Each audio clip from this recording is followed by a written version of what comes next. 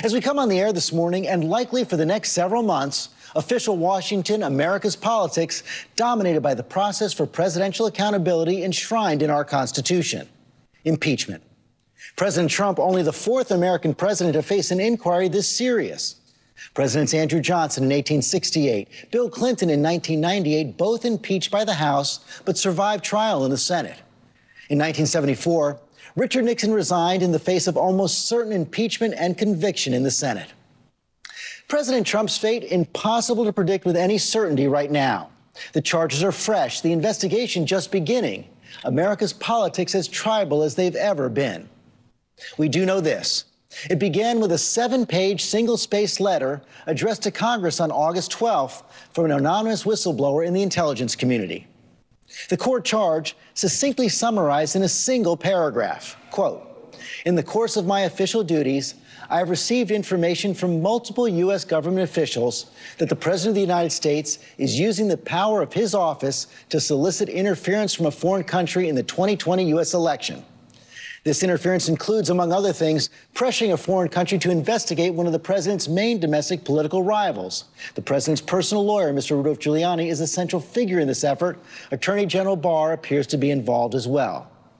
Mayor Giuliani will join us live this morning, along with the House chairman leading the investigation, Adam Schiff. But we begin with the President Trump's first Homeland Security advisor, Tom Bossert, whose core responsibilities included election security and helping coordinate the U.S. government response to Russia's interference in the 2016 election.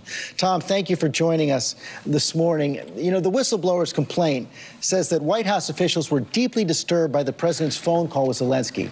What was your reaction? Yeah, I'm deeply disturbed by it as well, and this entire mess has me frustrated, George. Thanks for having me on. You and I both lived through the impeachment of President Clinton and saw how frustrating and dividing it can be. And I've just spent the week overseas, and I'll tell you, the whole world is watching this. The removal of a president is a big and serious deal. But the removal of a president in not only a democracy, but the biggest democracy in the world is really a weighty matter. And I hope that everyone can sift through the evidence and be very careful, as I've seen a lot of rush to judgment this week. That said, it is a bad day and a bad week for this president and for this country if he is asking for political dirt on an opponent. But it looks to me like the other matter that's far from proven is whether he was doing anything to abuse his power and withhold aid in order to solicit such a thing. That seems to be far from proven, and it's going to be the focus of, I think, our Congress for the next year. That's the investigation. Let's walk through some of what's in the whistleblower's complaint, and I want to show it up on the screen. It starts with President Zelensky saying, "I'd like to thank the president for your great support in the area of defense. We are ready to continue to cooperate for the next step. Specifically, we are almost ready to buy more javelins from the United States for defense purposes." And then the president says, "I would like you to do us a favor, though, because our country has been through a lot and Ukraine knows a lot about it. I would like you to find out what happened with this whole situation with Ukraine. They say CrowdStrike. I guess you have one of your wealthy people, the survey, they say Ukraine has it. There are a lot of things that went on, the whole situation." Now, what the president is referring to there is a debunked conspiracy theory that somehow Ukraine, not Russia, hacked the Democratic emails in 2016, and that Ukraine might have the DNC server or Hillary's emails. The details are both convoluted and false. And during your time in the White House, you explained that to the president, right? I did. It's not only a conspiracy theory, it is completely debunked. You know, I don't want to be glib about this matter, but last year, retired former Senator Judd Gregg wrote a piece in the Hill magazine saying the 3 ways or the 5 ways to impeach oneself. And the third way was to hire Rudy Giuliani. And at this point, I am deeply frustrated with what he and the legal team is doing and repeating that debunked theory to the president. It sticks in his mind when he hears it over and over again. And for clarity here, George, let me just again repeat that it has no validity. The United States government reached its conclusion on attributing to Russia the DNC hack in 2016 before it even communicated it to the FBI and long before the FBI ever knocked on the door at the DNC. So a server inside the DNC was not relevant to our determination to the attribution. It was made up front and beforehand. And so while servers can be important in some of the investigations that followed, it has nothing to do with the U.S. government's attribution of Russia for the DNC hack. Yet the president keeps on repeating it. You condemn Mayor Giuliani for continuing to tell the president to do that. How do you explain why the president brings this up in a meeting with the Ukrainian president? That is a form of pressure, isn't it? Well, I didn't see, like others have seen, pressure in this call. I understand why people are interpreting it that way, but I've spent a lot of time with this president, and I can easily see other reasons for why this president might have delayed the aid to Ukraine and those Javelin missiles. In fact, as you know, President Obama considered this deeply and decided not to provide lethal military support. President Trump and I and others spent quite a bit of time talking about this. In fact, in the call itself, although there are a lot of other reasons, he alludes to one that's kind of quintessentially Donald Trump, and that is his frustration that Angela Merkel and the German nation member of NATO is doing nothing to help Ukraine, and he expressed some lamentation over that fact. So why he delayed is the key question, and you know, important, George, to remind everyone that he did ultimately provide the money and the Javelin missiles, but this was the second time that he considered doing it. And that's your judgment whether or not it would be an impeachable offense. But on its face, requesting the Ukrainian president to investigate this debunked conspiracy theory and to investigate a political rival, that's not appropriate for a president, is it? The DNC server and that conspiracy theory has got to go. They have to stop with that. It cannot continue to be repeated in our discourse. On the other matter, I honestly believe this president has not gotten his pound of flesh yet from past grievances on the 2016 investigation. I believe he and his legal team have been looking into this, probably even prior to Joe Biden announcing that he would run for president. And they're continuing to focus on everything they can in their belief, understandably in this case, that the president was wrongly accused of colluding with Russia the first time around. But George, if he continues to focus on that white whale, it's going to bring him down. Enough. The investigation's over. There was no evidence of collusion. He's won, and he should take that victory and move forward. Tom Bossert, thanks very much. And we are joined now by the former mayor of New York, Rudy Giuliani, the president's personal lawyer. Mayor, thank you for joining us here this morning. You just heard Tom Bossert right there. He says if you keep pushing this conspiracy theory that he says has been debunked, you're going to bring the president down. With all due respect to Tom Bossert, he doesn't know what he's talking about, that I invented this. This was given to me. It was given to me in November. He says intelligence agencies debunked it. He told the president that more than 2 years ago. Oh, you were talking about that CrowdStrike thing? Yeah. That isn't the only thing he asked about. What he's asking about here is... Let's focus on that first, though. I mean, do you accept that it's debunked? Will you stop peddling it? I've never peddled it. You ever hear me talk about CrowdStrike? I've never peddled it. Tom Bossert doesn't know what he's talking about. I've never engaged in any theory that the Ukrainians did the hacking.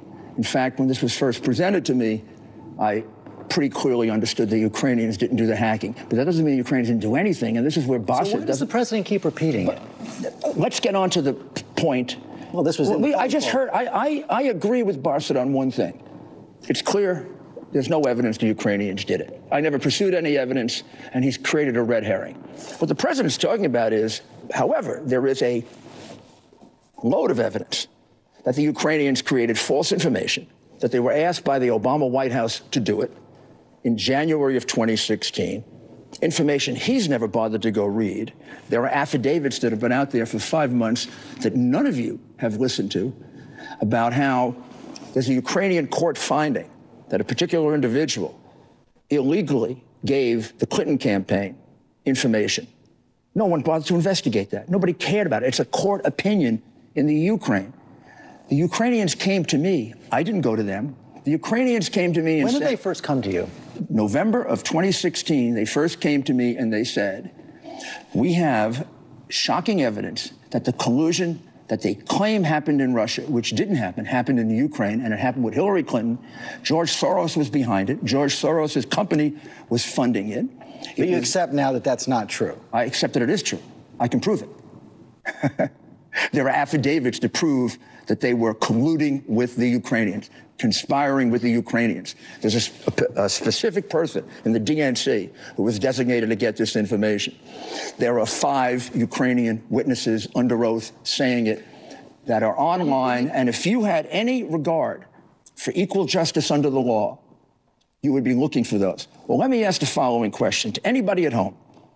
If I change the names of Joe Biden and Hunter Biden to Donald Trump and Donald Trump Jr., 8 million from Ukraine while under an investigation, 1.5 billion from China while negotiating with China, would I be sitting here?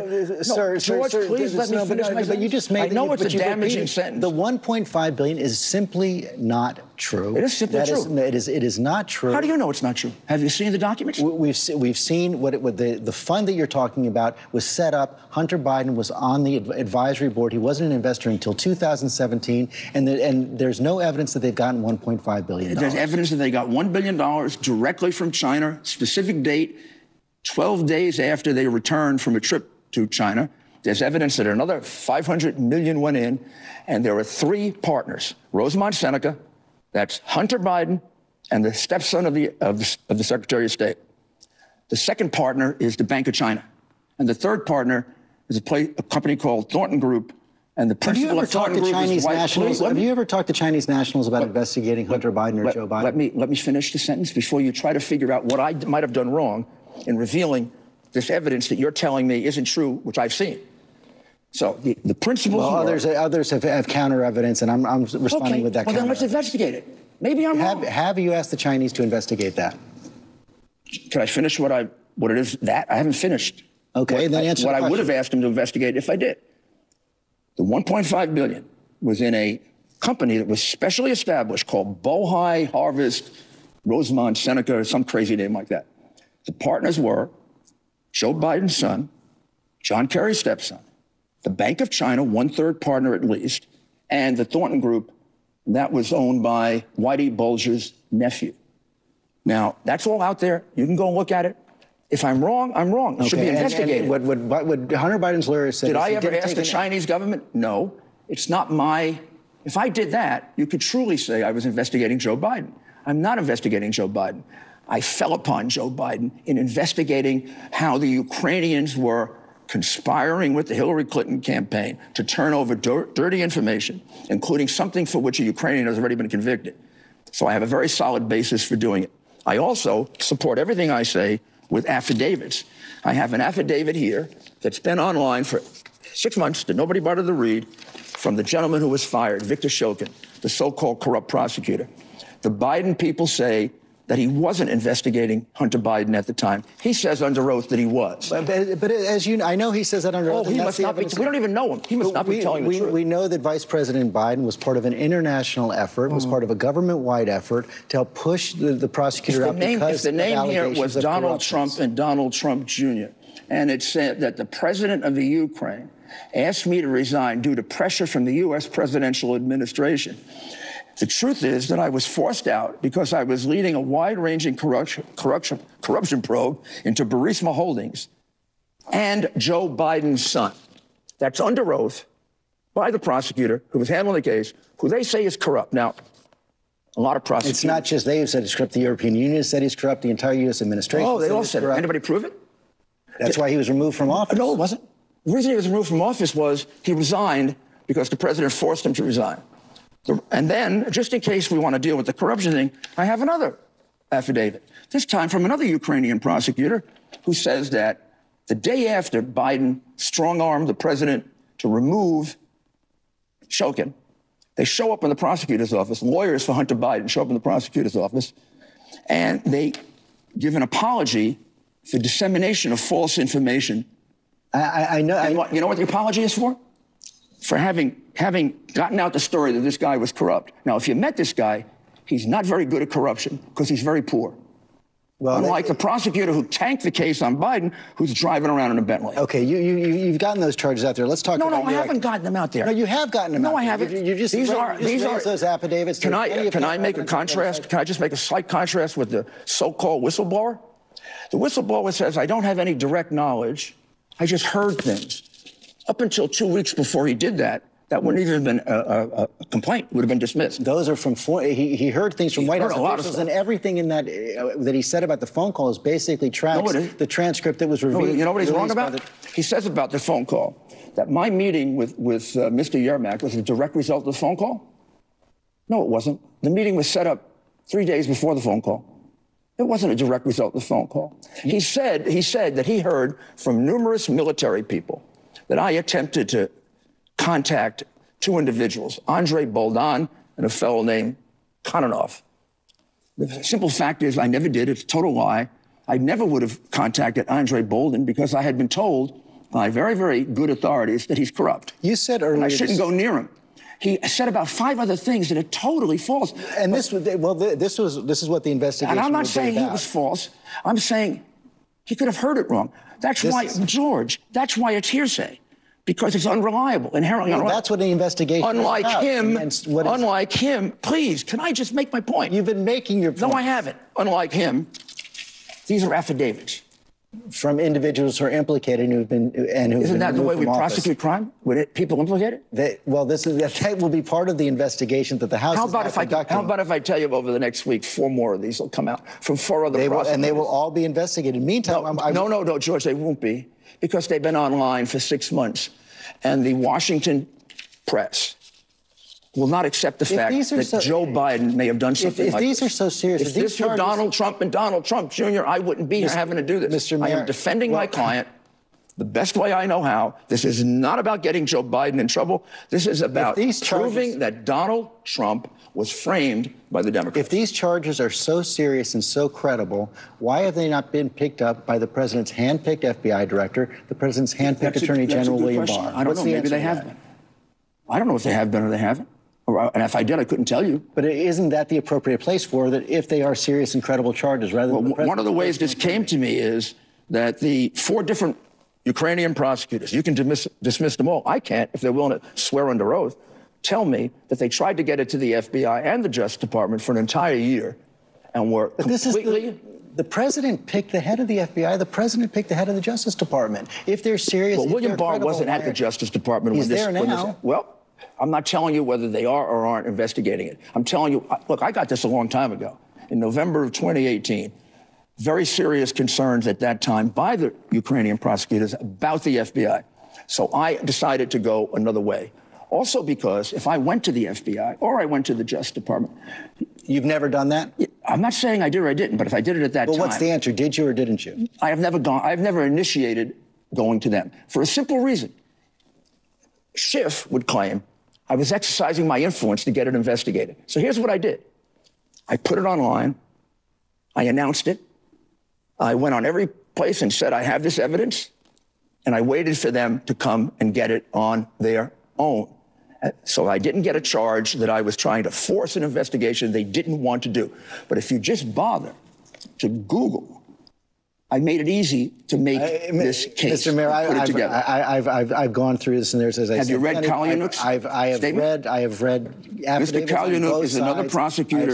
I've seen that there's no credible allegation of wrongdoing against Joe Biden. Why is this less credible than the whistleblower when this is direct knowledge and the whistleblower is hearsay? Why is Kalyunuk's statement not credible evidence when he went under oath? Why isn't Kalyunuk's statement not credible evidence when he went under oath? You'll have to ask that to the Ukrainian authorities and our own Justice Department, which is not prosecuting. But I do have to move on. Who says our Justice Department isn't prosecuting? You believe the Justice Department is investigating? I don't know.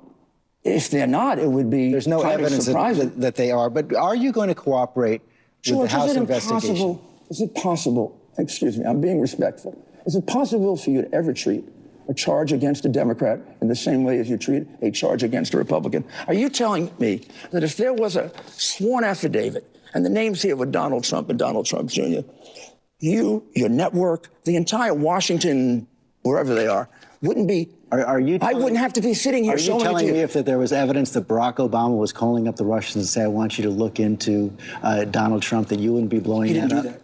I know he didn't do that. He didn't do that. No. Trump didn't do that. He called them up and he said, I want you to investigate these charges of corruption. If he hadn't asked them to investigate Biden, he would have violated Article 2, Section 3 of the Constitution. And I also know if Obama had called Biden in, when the New York Times first broke the story in December of 2015 that his son had a massive conflict of interest working for the most corrupt oligarch in Russia, in Ukraine. If Obama had called him in, like a president who understood Article 2, Section 3, and said, Joe, what the heck are you doing with your son who just got tossed out of the military where I had to pull strings to get him in? Your son is working for the biggest crook, listen to me, the biggest crook in Ukraine, and we're trying to fix corruption in Ukraine, and you got him working for Mykola Zlochevsky, who stole $5 billion? Mr. Mayor, you've made your case. Did Obama do that? Are you going to cooperate with the House Intelligence Committee? That is a question that has a lot of implications to it. Believe it or not, I'm an attorney.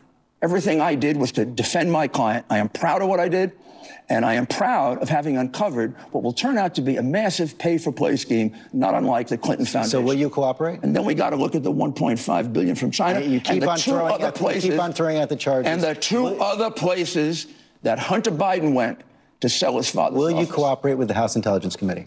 I wouldn't cooperate with Adam Schiff. I think Adam Schiff should be removed. If they remove Adam Schiff, if they put a neutral person in who hasn't prejudged the case, if they put someone in, a Democrat who hasn't expressed an opinion yet, if I had a judge in a case and he had already announced I'm going to impeach, if he already went ahead and did a whole false episode, wouldn't I move to recuse that judge? So that's your answer. You're not going to cooperate. I didn't say that. I said I will consider it. You said you wouldn't do it. You said you will not cooperate with Adam Schiff. I said I will consider it. I have to be guided by my client, frankly. I'm a lawyer. It's his privilege, not mine. If he decides that he wants me to testify, of course I'll testify, even though I think Adam Schiff is an illegitimate chairman. He has already prejudged the case.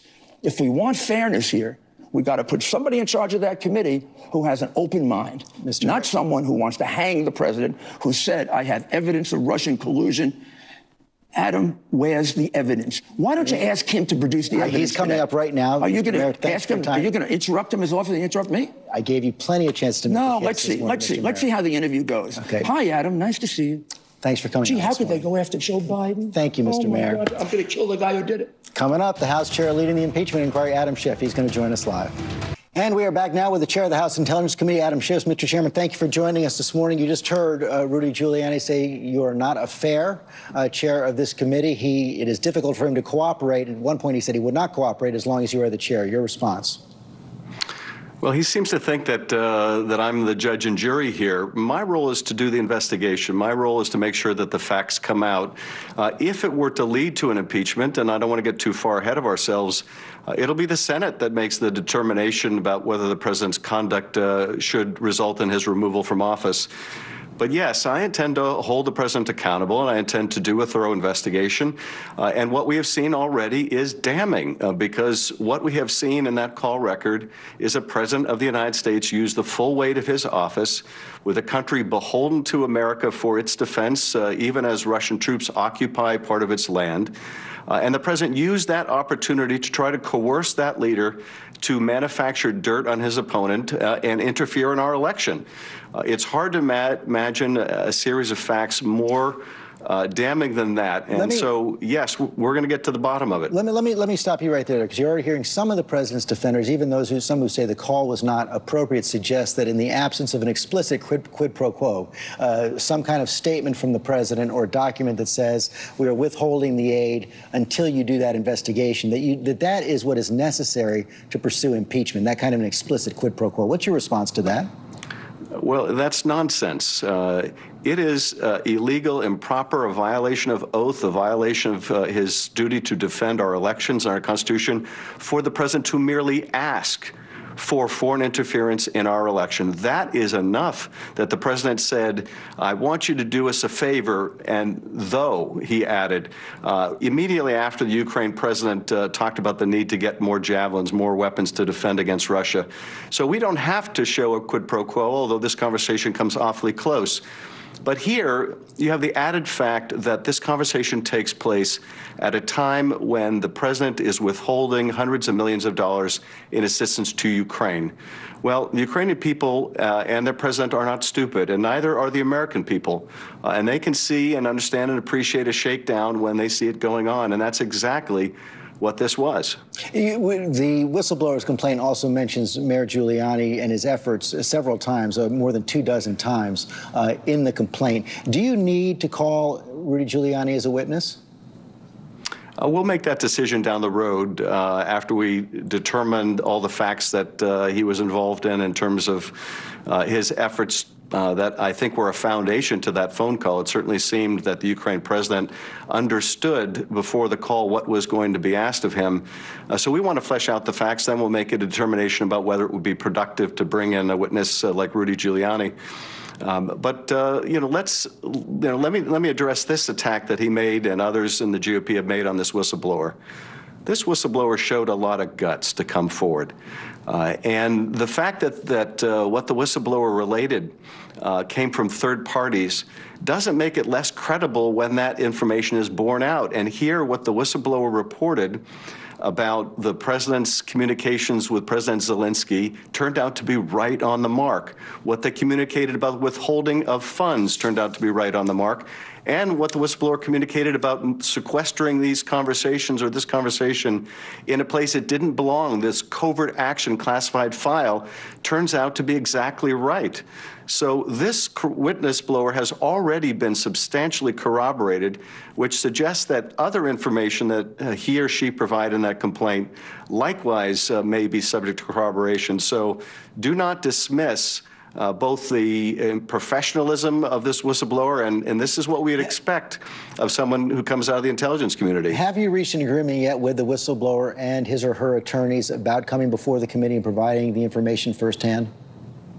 Yes, we have. And as Director McGuire promised during the hearing, that whistleblower will be allowed to come in without a minder from the Justice Department or from the White House to tell the whistleblower what they can and cannot say. We'll get the unfiltered testimony of that whistleblower. Now, we are taking all the precautions we can to make sure that we do so. We allow that testimony to go forward in a way that protects the whistleblower's identity, because, as you can imagine, with the president issuing threats like we ought to treat these people who exposed my wrongdoing as we used to treat traitors and spies, and we used to execute traitors and spies, you can imagine the security concerns here. So when do you expect to hear from the whistleblower?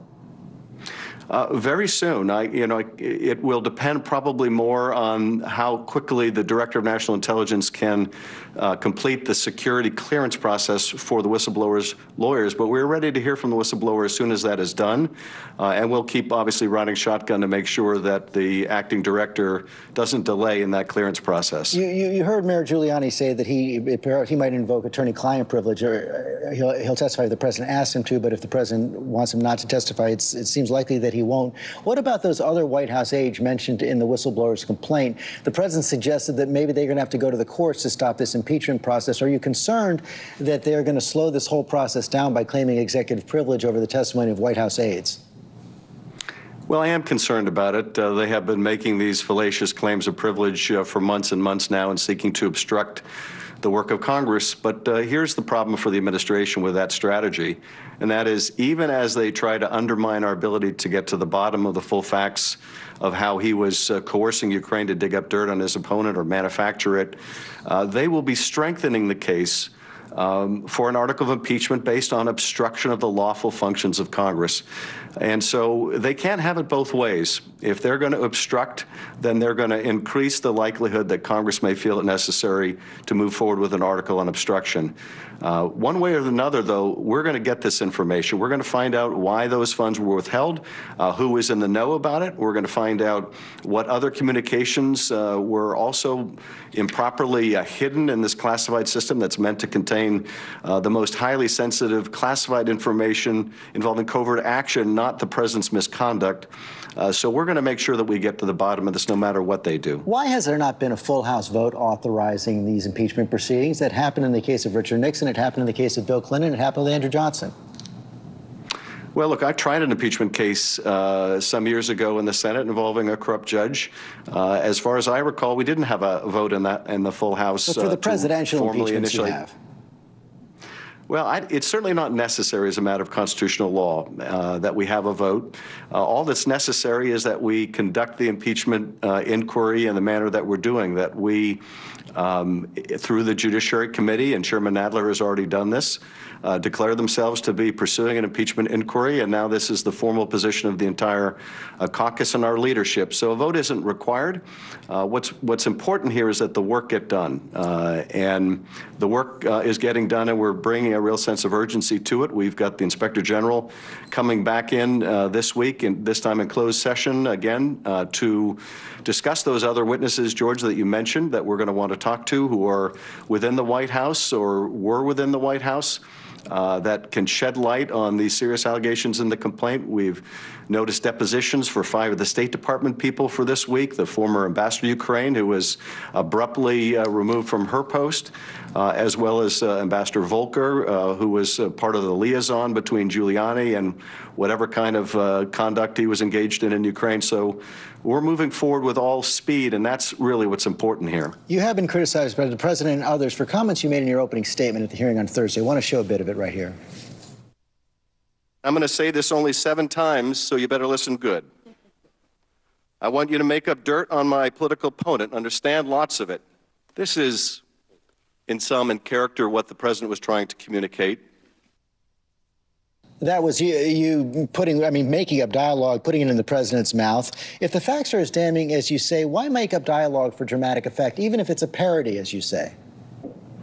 Well, George, you're right. The call speaks for itself, and it is plenty damning. But let's not pretend that this is really what the president is upset with me about. I can tell you exactly why the president is furious with me. And that is because when I learned that a whistleblower had filed a credible and urgent complaint and was being withheld from Congress, and no one in the country knew about this yet, I went public to demand that we get that complaint.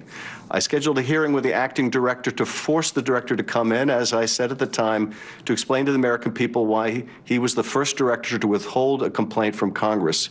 That had the effect of forcing the White House to produce that complaint, which I then made public. That also had the effect of forcing them to release that call record. That's what the president is furious with me about. The president believes that it is his God-given right to shake down foreign leaders for help in his reelection, and he should not be encumbered by the public finding out about it.